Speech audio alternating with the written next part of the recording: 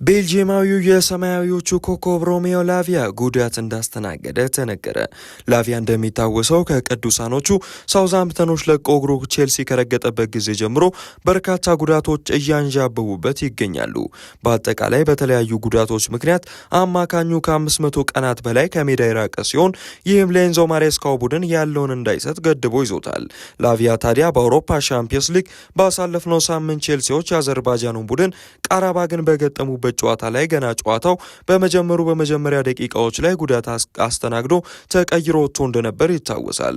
ታዲያ ይህም አዲሱ ጉዳቱ ቢያንስ ከሜዳ ለአንድ ወር ያህል ሊያርቀው እንደሚችል በስፋት እየተነገረ ይገኛል። በሜዳ ላይ በብቃት ደረጃ በጉዳቱ ሰንኮፍ ሆኖበት እንጂ ሮሚዮ ላቪያ በዓለማችን በሱ ቦታ ምርጥ ሆኖ መገኘት የሚችል አማካኝ እንደሆነ ይነገርለታል። ታዲያ በአጠቃላይ ቼልሲዎች ለተጫዋቹ በጉዳት ዙሪያ እየሰጡት ያለው ትሪትመንት ከበርካቶች ዘንድ ጥያቄን እያስነሳ ይገኛል።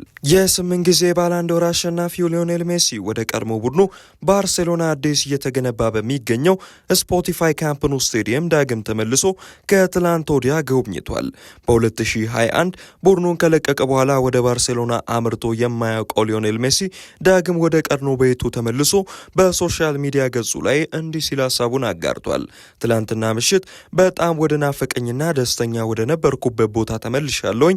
እናንተ ደጋፊዎች እዚህ ቦታ ለበርካታ ጊዜ የዓለም ደስተኛው ሰው እንደሆን እንዲሰማኝ አድርጋችኋል ያለ ሲሆን አንድ ቀን እንደ ተጫዋች እናንተን ለመሰናበት መመለስ እንደምችል ተስፋ አደርጋለሁ ሲል ሀሳቡን አጋርቷል። ታዲያ ሜሲ ከተናገረው ንግግር ተነስተው በርካቶች የሜሲ እግር ኳስ ህይወቱን በካታላኑ ቡድን ውስጥ ዳግም ተመልሶ ያጠናቅቃል የሚል መላምቶችን እየሰጡ ይገኛሉ።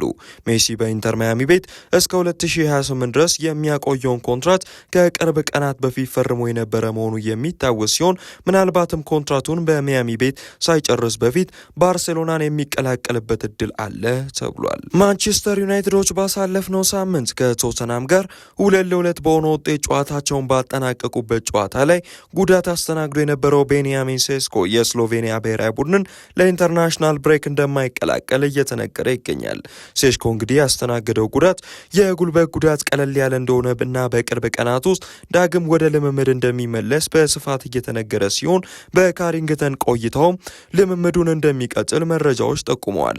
በዚህ ጉዳይ ላይ የስሎቬኒያ አሰልጣኝ ከማንቸስተር ዩናይትድ ጋር ምንም የደረሰን መረጃ የለም ሲሉ ሀሳባቸውን ሰጥተው ተደምጠዋል። ይህም ታዲያ በስሎቬኒያ እግር ኳስ ፌዴሬሽን በማንቸስተር ዩናይትድ መካከል አለመግባባትን እንዳይፈጠር ተሰግቷል። ሴስኮ ባለፉት ዓመታቶች ለብሔራዊ ቡድኑ ድንቅ የሚባል አይነት ግልጋሎትን መስጠት ከሚችሉ ተጫዋቾች ውስጥ የሚመደብ መሆኑ ሀገሩ የእሱን ግልጋሎት በተደጋጋሚ እንድትፈልግ ያስገድደዋል። በብሔራዊ ቡድኖችና በቡድኖች መካከል የሚፈጠሩ አለመግባባቶች በቅርብ ጊዜ ወዲህ በኢንተርናሽናል ብሬክ ወቅት ሲፈጠሩ መመልከት የተለመደ ሆኗል።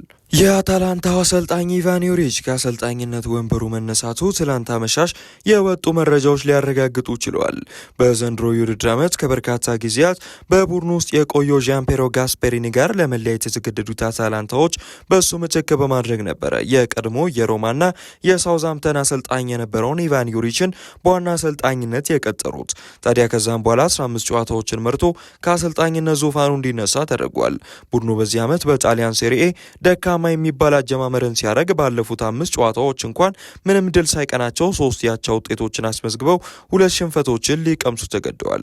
በሊጉ የደረጃ ሰንጠረዥም ቢሆን በ13 ነጥብ 13ኛ ደረጃ ላይ መቀመጣቸው ለአሰልጣኙ መሰናበት ዋነኛ ምክንያት ሆኗል። አምና አሰልጣኙ እንደሚታወሰው በሳውዛምፕተን ቤት አሳልፈው እንደነበረው የሚታወስ ሲሆን ደካማ የሚባል ውጤትን ማስመዝገብ ችለውም እንደነበር ይታወሳል። ታዲያ አታላንታዎች በመጪዎቹ ቀናቶች ማንም በዋና አሰልጣኝነት እንደሚቀጥሩ እስካሁን አልታወቀም።